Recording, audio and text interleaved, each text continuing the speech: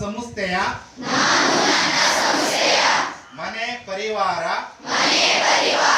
ಮತ್ತು ಸಮಾಜದಲ್ಲಿ ಆರೋಗ್ಯಕರ ಮತ್ತು ನೈತಿಕ ವಾತಾವರಣ ನಿರ್ಮಾಣ ಮಾಡುತ್ತೇನೆ ಹಾಗೂ ಮತ್ತೊಬ್ಬರನ್ನು ಹೀಗೆಯೇ ಮಾಡುವಂತೆ ಪ್ರೇರೇಪಿಸುತ್ತೇನೆ. ಇದರ ಪ್ರಚಾರ ಮತ್ತು ಪ್ರಸಾರ ಸಹ ಮಾಡುತ್ತೇನೆ. ನಾನು ನನ್ನ ಮತ್ತು ನನ್ನ ಕುಟುಂಬದ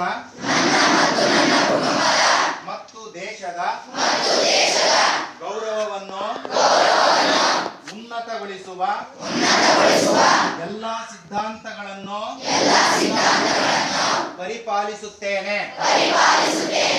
ನಾನು ಯಾವ ಅಥವಾ ಕಳ್ಳತನಗಳ ಪ್ರಚೋದನೆಗಳಿಂದ